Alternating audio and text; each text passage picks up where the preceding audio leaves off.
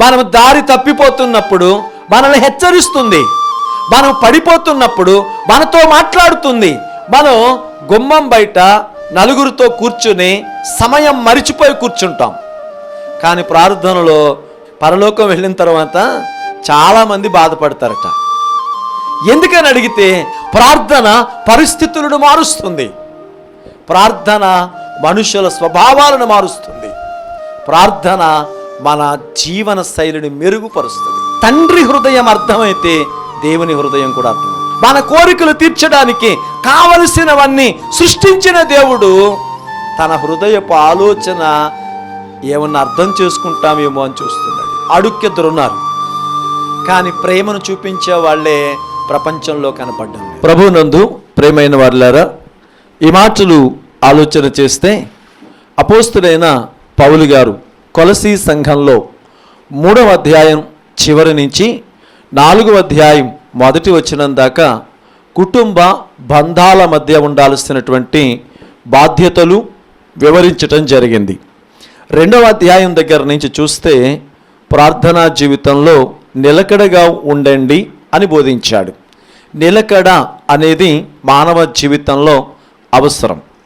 ఈ లోక సంబంధంగా నిలకడగా ఉన్నవారు అనేకమైన అద్భుతాలు చూస్తారు. అంటే అవమానం కలిగిన, హేళన చేసిన, పరిస్థితులు ప్రతికూలమైన, మన చేసిన ఆలోచనలో నిలకడగా ఉన్నప్పుడు ఉన్నతమైన స్థితిలోనికి వెళతారు. లోక సంబంధంగా రాజకీయ పార్టీలు కూడా అలాంటి పరిస్థితులు మనం చూస్తాం. అయితే నిలకడ అనేది చాలా ప్రాముఖ్యం.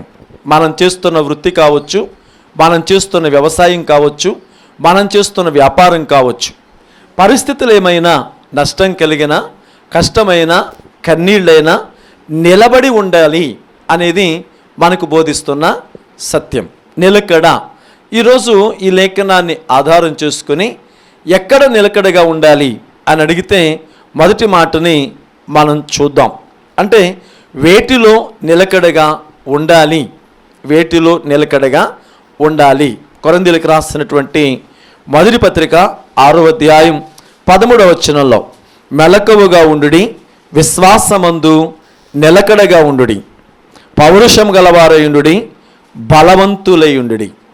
విశ్వాసము మానవ జీవితంలో నిలకడగా ఉండాలి. విశ్వాసంలో ఎలా ఉండాలి? నిలకడ. చాలాసార్లు సంఘానికి, సమాజానికి వ్యత్యాసం చూడాలి. సంఘం, సమాజం రెండిటి మధ్య వైవిధ్యం ఉంటుంది. సమాజం అందాన్ని బట్టల్లో చూస్తుంది, సమాజం బలాన్ని ఆహారంలో చూస్తుంది, సమాజం సంతోషాన్ని సౌకర్యాల్లో చూస్తుంది, సమాజం సంపాదనని శ్రమలో చూస్తుంది, సమాజం చదువుని, జ్ఞానాన్ని పుస్తకాల్లో చూస్తుంది. కానీ సంఘం ఇవన్నీ దేవునిలో చూడాలి. నిలకడ అంటే ఇదే. అంటే ఈ లోకంలో మనం అనుకుంటున్నవి ఈ లోకం అన్నీ కూడా భౌతికంగా చూస్తుంది. కానీ విశ్వాసి దేవునిలో చూడాలి. దేవునిలో మన బలం, మన సౌందర్యం, మన జ్ఞానం, మన ఆరోగ్యం, మన సంతోషం ఎక్కడంటే దేవుడు. బుద్ధి, జ్ఞాన, సర్వ సంపదలు ఆయన యందు గుప్తమై ఉన్నాయి. కానీ ఈ సమాజం ఇలా చూస్తుంది. ఇప్పుడు విశ్వాసమందు నిలకడ. దేవుణ్ణి నమ్మడం వేరు, దేవుని క్రియలను నమ్మడం వేరు. దేవుణ్ణి నమ్మినవాడు దేవుని క్రియలు చూస్తాడు, దేవుని క్రియలను నమ్మినవాడు దేవుని చూడకపోవచ్చు. రెండు వేరు వేరు. దేవుణ్ణి నమ్మినవాడు దేవుని క్రియలను చూస్తాడు. మార్తతో ఆయన అంటాడు, నీవు నమ్మిన ఎడల దేవుని మహిమను చూస్తావు. అంటే దేవుని యందు విశ్వాసము. ఈ రోజున చాలాసార్లు విశ్వాసం అనేది వస్తువుల చుట్టూ చూపిస్తున్నారు, స్థలాల చుట్టూ చూపిస్తున్నారు. కాబట్టే క్రైస్తవ సమాజంలో సువార్తికులు పోయి సువార్తికులు వచ్చారు. కచ్చీపులు అమ్మేవాళ్ళు వచ్చారు, ఆయిల్ బాటిల్ అమ్మేవాళ్ళు వచ్చారు, ప్రభు యొక్క శరీరాన్ని కూడా మీటింగ్ ఎంట్రన్స్లో అమ్ముకునే వాళ్ళు వచ్చారు. ఇంకా రకరకాల వ్యాపారవేత్తలు క్రైస్తవ్యంలోనికి చొచ్చుకుని వచ్చారు. కారణం ఏంటంటే వారు ప్రభువుని చూపించడం లేదు. ప్రభువు మీద ఉన్న విశ్వాసాన్ని వస్తువుల వైపుకి మళ్ళిస్తున్నారు. కాబట్టి ఇక్కడ మనం నేర్చుకోవలసిన విషయం విశ్వాసమందు నిలకడగా. అపోస్తుల కార్యాలు 14:22 చూడండి. శిష్యుల మనసును దృఢపరిచి విశ్వాసమందు నిలకడగా ఉండవలెనని అనేక శ్రమలను అనుభవించి మనము దేవుని రాజ్యములో ప్రవేశింపవలెనని వారిని హెచ్చరించెను. ఇక్కడ బర్నబా హెచ్చరిస్తున్నటువంటి మాట విశ్వాసమందు నిలకడ, విశ్వాసమందు స్థిరత్వము. దేవుని యొక్క వాక్యంలో పరిస్థితులను బట్టి కాదు, విశ్వాసమందు. విశ్వాసం పరిస్థితులను బట్టి మారిపోయేది కాదు, విశ్వాసం స్థితిగతులను బట్టి మారిపోయేది కాదు. విశ్వాసం ఎప్పుడు స్థిరంగా ఉంటుంది, ఎప్పుడు స్థిరంగా ఉంటుంది. ఎలా ఉంటుంది అని అడిగితే గొల్యాతు దావీదు యుద్ధం చూడండి. గొల్యాతు కత్తెను ఈటను పట్టుకుని వస్తే దావీదు అంటాడు, నీవు తిరస్కరించిన యెహోవా నామమును నేను నీ మీదకి వస్తున్నాను. ఎంత అద్భుతం! అంటే అతడు నైపుణ్యంతో యుద్ధానికి వస్తున్నాడు, కానీ దావీదు విశ్వాసంతో యుద్ధానికి వెళుతున్నాడు. కనుకనే మన జీవితంలో విశ్వాసమందు స్థిరంగా ఉండాలి. కన్నీళ్ళైనా కష్టాలైనా అది ఎలాంటి పరిస్థితులైనా స్థిరంగా ఉన్నప్పుడు విశ్వాసం మన జీవితంలో ఒక అద్భుతాన్ని చేస్తుంది. రైతు విత్తనాలు వేసిన తర్వాత ఆ విత్తనాలు మొలిసేంత వరకు విశ్వాసంతో ఓపికతో కనిపెడతాడు. అవి మొలుస్తాయి. అలా కాకుండా పూటకొకసారి తీసి చూస్తే చస్తాయి. విశ్వాసంలో నిలకడ లేకపోతే దేవుడు మన జీవితంలో అద్భుతాన్ని చేయలేడు. కనుక విశ్వాసం అనేది చాలా ప్రాముఖ్యమైన విషయం, జ్ఞాపకం ఉంచుకోండి. రెండవ విషయాన్ని చూద్దాం. ఇంకా అపోస్తుల కార్యాలు 13:43 మనం చదివితే దేవుని కృపయందు నిలకడగా ఉండవలెనని వారిని హెచ్చరించిరి. ఇంకా ఎక్కడ నిలకడగా ఉండాలి? దేవుని కృప. దేవుని కృప అంటే కృప అనేది అర్హత లేని వానికి అనుగ్రహించబడిన అవకాశం, లేక అర్హత లేని వానికి అందించబడిన సింహాసనం. ఇక్కడ కృప అనే దానిలో నిలకడ. మన జీవితంలో దేవుని కృప ఏంటో అర్థం చేసుకోవాలి. చాలాసార్లు కృప కృప అని మాట్లాడుతాం, కానీ దేవుని కృప ఏంటి? దేవుని కృప ఎఫెసీయులకు రాస్తే 2వ అధ్యాయంలో అంటాడైనా పాపముల చేతను అపరాధముల చేతను చచ్చిన వారై ఉండగా. ఏంటంట? పాపముల చేతను అపరాధముల చేతను చచ్చిన వారై ఉండగా. ఇప్పుడు అలాంటి నీచ స్థితిలో ఉన్న వారి ఎడల దేవుడు చూపించిన కృప, దేవుడు చూపించిన ప్రేమ, అంటే అలా పడి చెడిన మన జీవితాలని రక్షించడానికి పరమాత్ముడై ఉన్నవాడు తన ప్రాణమును త్యాగం చేశాడు. మనం మంచోళ్ళమని కాదు, మనం ప్రయోజకులమని కాదు, పనికొస్తామని కాదు, పడి చెడిమని పనికి రాని వాళ్ళమని ఎరిగి ప్రాణాన్ని ఆయన మన కోసం పెట్టాడు. ఆ పాపపు నీచ స్థితి నుంచి, ఆ లోకపు యొక్క శ్రమ నుంచి మనల్ని విడిపించి పరిశుద్ధులుగా చేసిన దేవుని కృప. అది అర్థమైతే ఎంత విధేయత కలిగి ఉండాలో అర్థమవుతుంది. ఈ రోజున చాలాసార్లు నేను బాప్తీసం తీసుకున్నాను కాబట్టి రక్షింపడ్డాం అనే తేలికైన భావనకు వచ్చాం. భక్తి తేలికైంది, కానీ దేవుని కృప అర్థం కావట్లేదు. పౌలు గారు అంటాడు చూడండి, గలతీయులకు రాసిన పత్రిక 2వ అధ్యాయం 21, నేను దేవుని కృపను నిరర్ధకము చేయను. నేను దేవుని కృపను నిరర్ధకము చేయను. ఆయన అంటాడు, నా ఎడల దేవుడు అనుగ్రహించిన ఈ కృపను నేను నిరర్ధకం చేయను. చాలాసార్లు మన జీవితంలో చదువుకుంటున్నప్పుడు మనకు కొని ఇవ్వబడుతున్న పుస్తకాలు ఎలా వచ్చాయి అని ఆలోచిస్తే వాటికి ఖచ్చితంగా విలువ వస్తుంది. అంటే మన తండ్రి మండుటెండలో చెమట కార్చిన ఆ శ్రమ నుంచి తీయబడిన ఆ పుస్తకాలు. దీని కొరకు ఇవి నీ చేతిలో చూడ్డానికి నీ తండ్రి ఎంత ప్రయాసపడ్డాడో అర్థమైతే ఆ పుస్తకాలు కబోర్డ్లో బూజులు పట్టవు.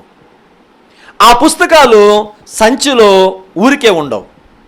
ఇవి నీ చేతిలోకి రావడానికి నలిగిన తల్లిదండ్రుల శరీరం గుర్తుకొస్తే, అంటే ఆ సొమ్ము నిరర్థకం కాదు. అది అర్థం కాకపోతే ఈ పుస్తకాలు పనికిరావు. జీవితంలో కూడా ఒకసారి ఆలోచించేయండి.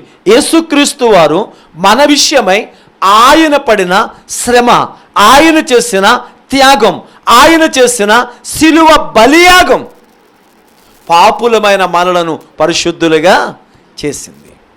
పనికి రాని మనలని ప్రయోజకులుగా మార్చింది. విలువలేని మనకి పరలోకపు పౌరులనే అర్హతనిచ్చింది. ఇప్పుడు ఇవి అనుగ్రహించబడిన ఆ కృపను జ్ఞాపకం చేసుకుంటే నేను మరలా ఆ మురికిలో పడను. నేను ఇక్కడ నిలబడ్డానికి ఆయన ఎంత శ్రమపడ్డాడో అర్థమైతే మరలా ఈ కృప నేను ఎందుకు నిరర్థకం చేస్తాను? ఈ రోజున క్రైస్తవ సమాజంలో కృపయందు నిలకడగా ఉండడం లేదు అనే విషయాన్ని జ్ఞాపకం చేస్తున్నాను. ఒకటి, విశ్వాసమందు నిలకడగా ఉండాలి. రెండవది, కృపయందు నిలకడగా ఉండాలి. మూడవ విషయం చూడండి, యోహాను గారు రాస్తూ 8వ అధ్యాయం 31వ వచనం. కాబట్టి యేసు తనను నమ్మిన యూదులతో, మీరు నా వాక్యమందు నిలిచిన వారైతే నిజముగా శిష్యులై ఉండి సత్యమును గ్రహించెదరు. యేసు ప్రభు మాట్లాడుతూ 3వ మాట అంటాడైనా, మీరు వాక్యమందు నిలిచిన వారైతే. ఎక్కడ నిలబడాలంట? వాక్యమందు. వాక్యమందు నిలబడటం అంటే వాక్యాన్ని కంటదా పట్టడం కాదు. వాక్యమందు నిలబడటం అంటే వాక్యాన్ని అప్పగించడం కాదు. ఈరోజు చూడండి, మొబైల్ ఫోను ఒక బైబిల్ యాప్ డౌన్లోడ్ చేసి ఆదికాండం దగ్గర ఆన్ చేసి వదిలేస్తే ప్రకటన గ్రంథం దాకా చదివేదు. మనకంటే బాగా చదువుద్ది, కానీ దానికైనా మారు మనసా పోడా? ఏమనుంటుందా? చదువుద్ది. ఈ రోజున చాలామంది క్రైస్తవులు కూడా మాకు తెలియని ఆదికాండమా, మాకు తెలియని యోహానా, మాకు తెలియని కొరింథీలా, మేమెరగని ప్రకటన గ్రంథమా ఏంటి? వాక్యమందు నిలకడగా ఉండటం అంటే వాక్యాన్ని చదవడం అని కాదు, చదవబడిన వాక్య ప్రకారం జీవితాన్ని కట్టుకోవడం, వాక్య ప్రకారం బ్రతుకుని కట్టుకోవడం. అంటే ఆ మాట మీద నిలబడడం అంటాం. అంటే దాని అర్థం ఏంటి?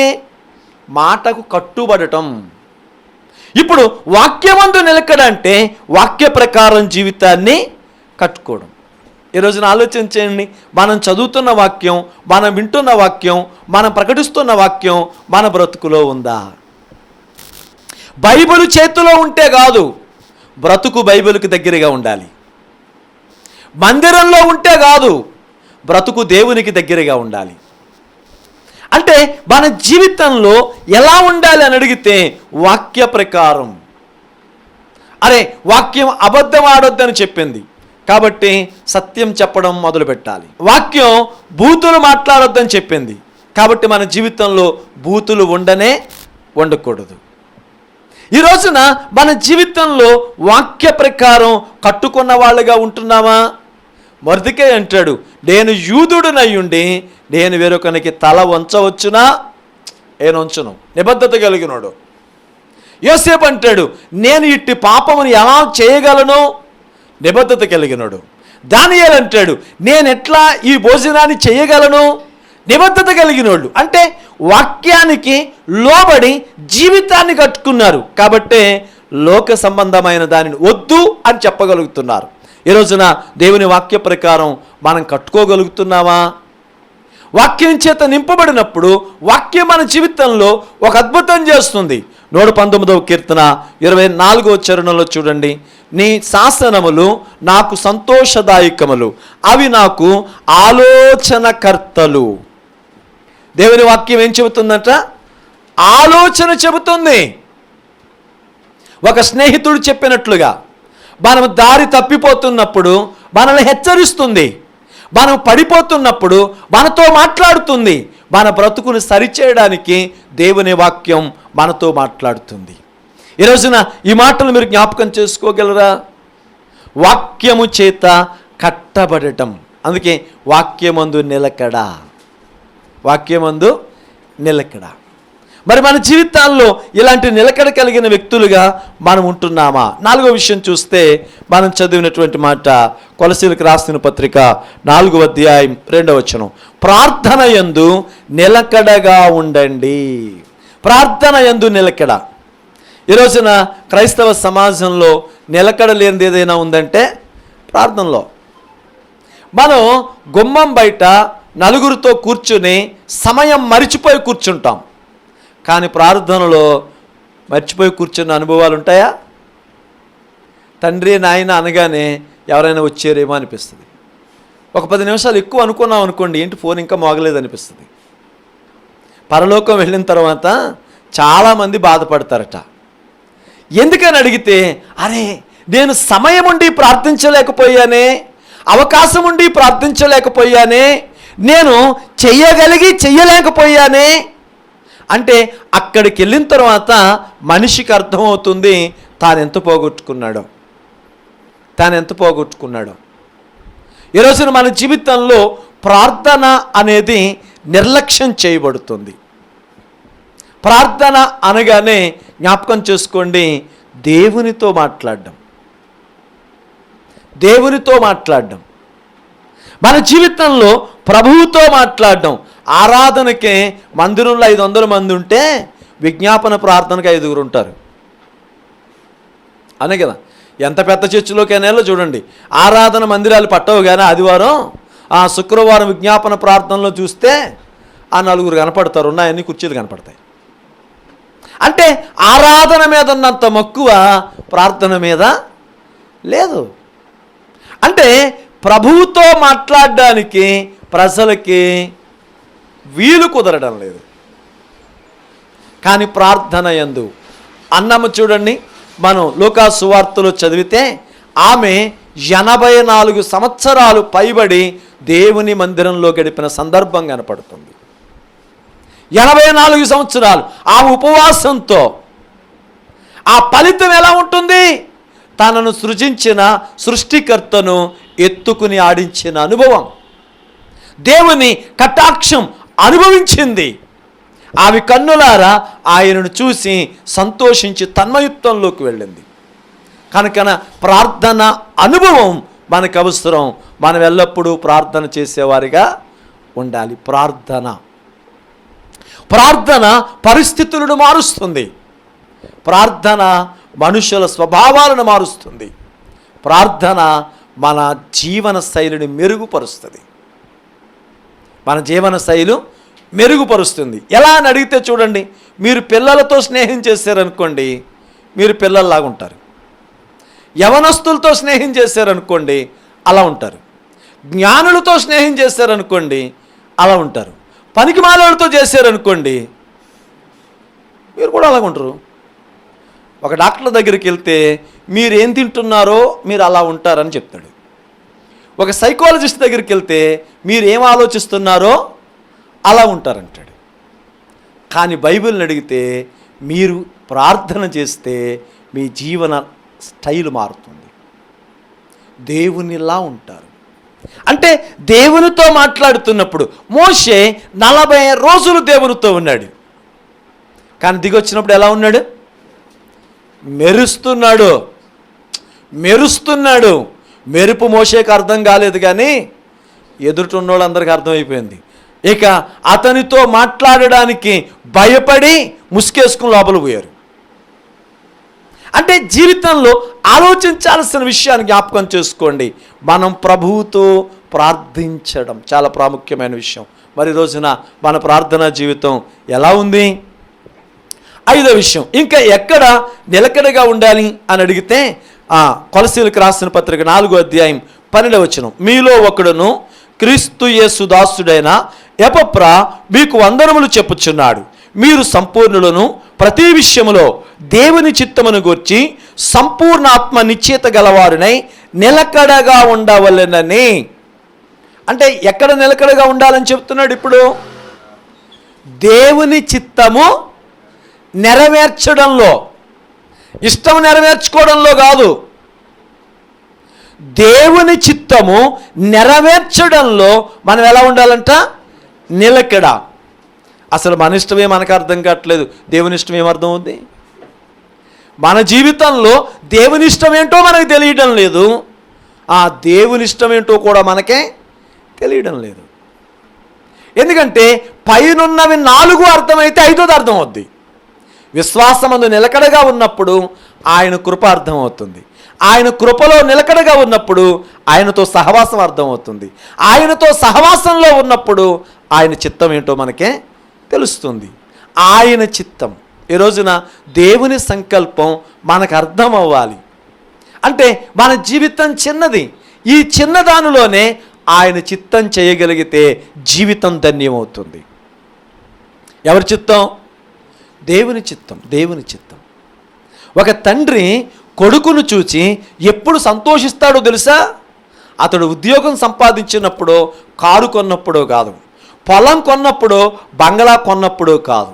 తండ్రి మనసులో ఉన్న కోరికను లేక ఆశయాన్ని అర్థం చేసుకుని దాని కొరకు తనను తాను వేయపరుచుకున్నప్పుడు, తండ్రి కోరికను సిద్ధింప చేయడానికి, తండ్రి ఆశయాన్ని నెరవేర్చడానికి కొడుకు ఖర్చు అవుతున్నప్పుడు ఆ తండ్రి మనసు సంతోషిస్తుంది.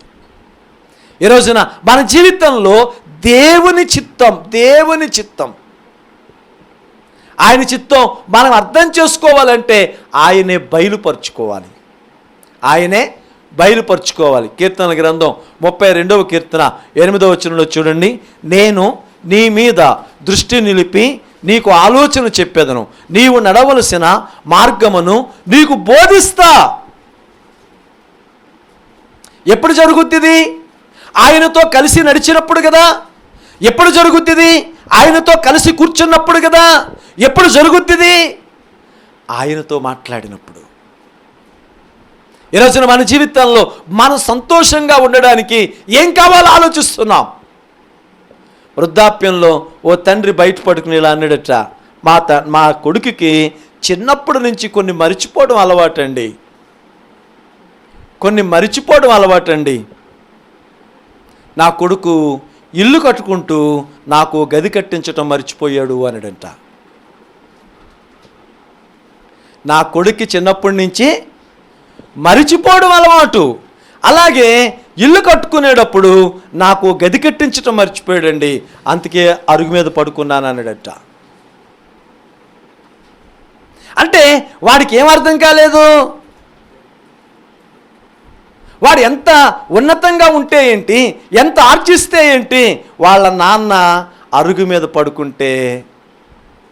ఈరోజున ఆలోచన చేయండి, మన కోసం అవని ఎంత అనుగ్రహించిన దేవుడు, మన అవసరాలు తీర్చడానికి వనరులు సృష్టించిన దేవుడు, మన కోరికలు తీర్చడానికి కావలసినవన్నీ సృష్టించిన దేవుడు తన హృదయపు ఆలోచన ఏమన్నా అర్థం చేసుకుంటామేమో అని చూస్తున్నాడు. యేసుక్రీస్తుని గురించి పరలోకం చెప్పిన మాట, ఈయన నా ప్రియ కుమారుడు, ఈయన యందు నేను ఆనందిస్తున్నాను. యేసుప్రభు ఏం చెప్పాడో తెలుసా? యోహాను శుభవార్త 17వ అధ్యాయం 4వ వచనం చదవమ్మా. చేయుటకు నువ్వు నాకు ఇచ్చిన పనిని సంపూర్ణముగా నెరవేర్చి భూమి మీద నిన్ను. ఇప్పుడు పరలోకం నేను నిన్ను బట్టి సంతోషిస్తున్నాను అని ఎందుకు చెప్పింది? తన పట్ల దేవునికి ఏమైతే ఉద్దేశం ఉందో దాన్ని సంపూర్ణంగా నెరవేర్చాడట. మనం కనీసం ప్రారంభించామా అని డౌటు. ఆయన సంపూర్ణంగా నెరవేర్చాడంట్లే, మనం ప్రారంభించామా అని డౌట్ నాకు. ఆయన చిత్తమును జరిగించడం అంటే యేసు ప్రభు దేవుని చిత్తం నెరవేర్చడంలో నిమగ్నం అయిపోయి తాను తినలేదా? తనతో ఉన్న వాళ్ళకి పెట్టలేదా? ఎంతో రాయల్టీగా పెట్టాడు, ఎంతో రాయల్టీగా. కానీ తండ్రి చిత్తం నెరవేర్చడం మాత్రం నెరవేర్చాడు. ఈ రోజున జ్ఞాపకం చేసుకుందాం, దేవుని చిత్తమును నెరవేర్చే వాళ్ళుగా ఉన్నామా?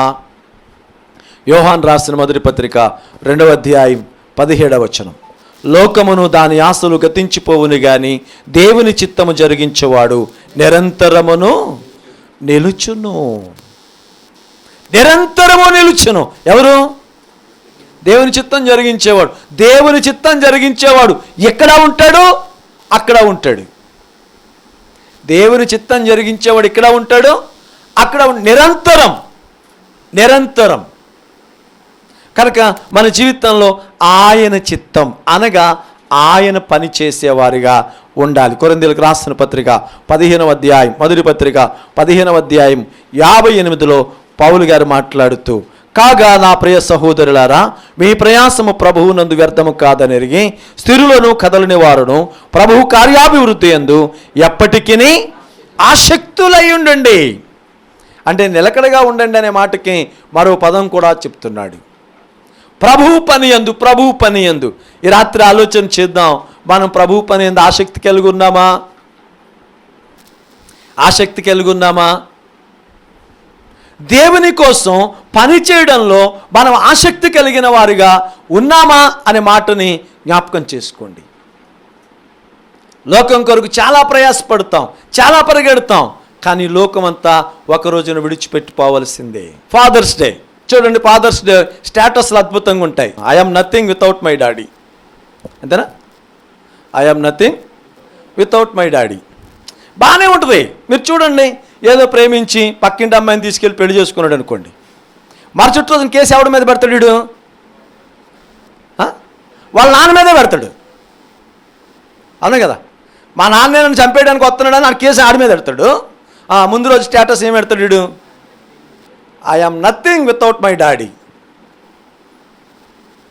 ఎంత వైవిధ్యంగా ఉంది అంటే పోస్టులు పెట్టినంత ఈజీ కాదు ఇది.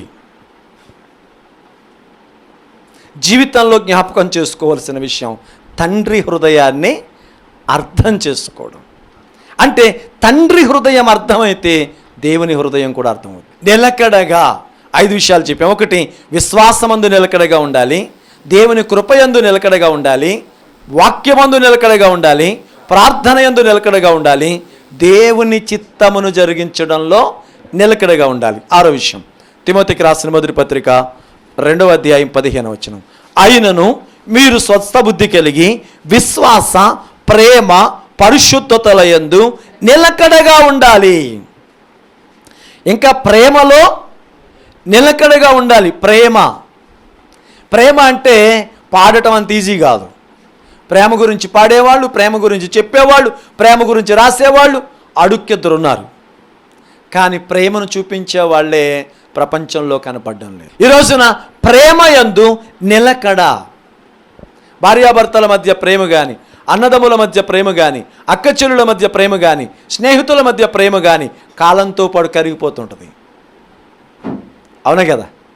మనుషుల మధ్య ప్రేమ పరిస్థితులను బట్టి మారిపోతూ ఉంటుంది. కానీ అంటాడు ప్రేమలో నిలకడగా ఉండాలి. ఎలా? అబ్రహాం అంటాడు 99 సంవత్సరాల వయసులో, అంటే 100 సంవత్సరాల వయసులో శారమ్మ కనీసం 90 సంవత్సరాలు ఉంటాయిగా. ఇప్పుడు అంటాడు చక్కన దానివని నాకు తెలుసు, చక్కన దానివని నాకు తెలుసు. 90 సంవత్సరాల వయసులో చక్కదనం ఎక్కడుంది అక్కడ? ఇప్పుడు 100 సంవత్సరాల వయసులోకి వచ్చేసరికి 90 సంవత్సరాల్లో ఉన్న శారమ్మ అబ్రహాముని అంటుంది, నా యజమానుడా, నా యజమానుడా. శారమ్మ అబ్రహాము చేయి పట్టుకున్నప్పుడు ఏం పిలిచిందో 90 సంవత్సరాల వయసులో కూడా. అంటే ఆ పిలుపు వెనుక ఉన్నది ఏంటంటే ప్రేమలో స్థిరంగా ఉన్నారు వాళ్ళు. వాళ్ళ శరీరాలలో మార్పులు వచ్చినాయి, వాళ్ళ ప్రేమలో మార్పు మాత్రం రాలేదు. ఈ రోజున మన జీవితంలో అలాంటి ప్రేమ కలిగిన వాళ్ళుగా ఉండాలి. దేవుని ఎడల ప్రేమ, దేవుని ప్రజల ఎడల ప్రేమ, సమాజం ఎడల ప్రేమ కలిగిన వారిగా ఉండాలి. ఆ ప్రేమ ఉన్నప్పుడే ప్రజలను రక్షించగలం. ఆ ప్రేమ ఉన్నప్పుడే ప్రజలను దేవుని కొరకు సంపాదించగలం. ఆ ప్రేమ ఉన్నప్పుడే పరలోకపు యొక్క అనుభూతిలోనికి రాగలం. కనుక ఈ రోజున ఆ మొదటి ప్రేమ మన దగ్గర ఉందా? ప్రకటన గ్రంథంలో ఆయన మాట్లాడుతూ అంటాడు, అయినను నీ మీద ఒక నింద మోపవలసి ఉన్నది, నీవు మొదటి ప్రేమను విడిచిపెడితివి. ఈ రోజున ఆ మొదటి ప్రేమను విడిచిపెట్టామేమో జ్ఞాపకం చేసుకోండి. 7వ విషయం, చివరి విషయం మనం చూద్దాం. తిమోతికి రాసిన మొదటి పత్రిక 2వ అధ్యాయం 15వ వచనం, విశ్వాస, ప్రేమ, పరిశుద్ధతల యందు నిలకడ. చివరిగా చూస్తే పవిత్రతలో నిలకడగా ఉండాలి.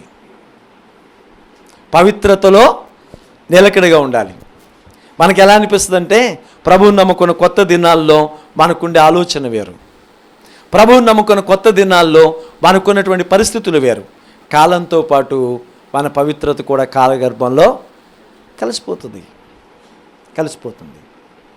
ఇప్పుడు పవిత్రతలో నిలకడగా ఉండాలి. ఈరోజు జ్ఞాపకం చేసుకోండి, మన నిలకడ ఎక్కడుంది? 7 విషయాలు. మన విశ్వాసంలో నిలకడగా ఉండాలి, తర్వాత కృపలో నిలకడగా ఉండాలి, వాక్యములో నిలకడగా ఉండాలి, ప్రార్థనలో నిలకడగా ఉండాలి, ప్రేమలో, పవిత్రతలో. ఒకవేళ మన ప్రభువైన యేసుక్రీస్తు వారిని చూడండి, ఆయన విశ్వాసంలో చలనం లేనివాడు. ఆయన కృపని అవనికి తెచ్చినవాడు. ఆయన ప్రార్థనలో కదలనివాడు. ఆయన వాక్యమై ఉన్నవాడు. ఆయన దేవుని చిత్తమును జరిగించినవాడు. ఆయన ప్రేమ కలిగినవాడు. ఆయన పవిత్రుడు.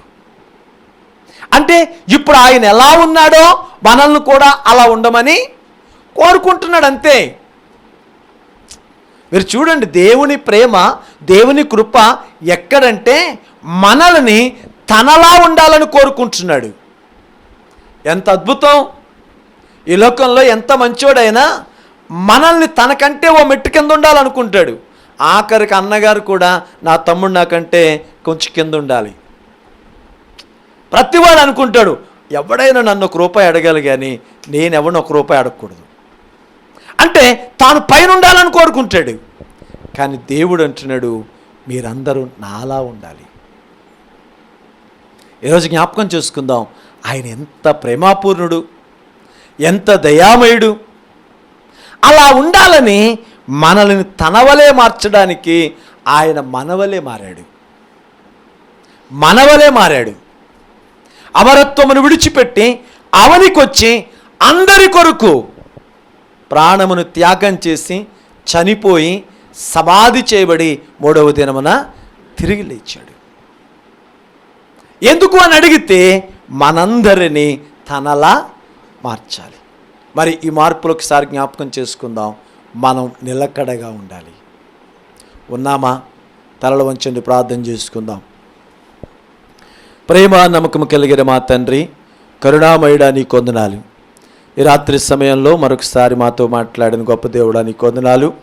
నాయన, అపోస్తలుడైన పౌలు గారి ద్వారా నాయన కొలస్సీలకు రాస్తూ మీరు ప్రార్థన యందు నిలకడగా ఉండండి అని మాట్లాడావు. ప్రార్థన మాత్రమే కాదు కానీ మరికొన్ని విషయాల్లో నిలకడగా ఉన్నామని మమ్మల్ని సవాలు విసిరి సరిచేయడానికి ఇష్టపడి మమ్మల్ని స్పృహలోనికి తెచ్చిన మా తండ్రి, ఏమి ఇవ్వగలం, ఏమి ఇవ్వలేము కానీ ఈ మా స్తుతి పాత్రుడు యేసు నామములో సమర్పిస్తున్నాము తండ్రి. ఆమెన్.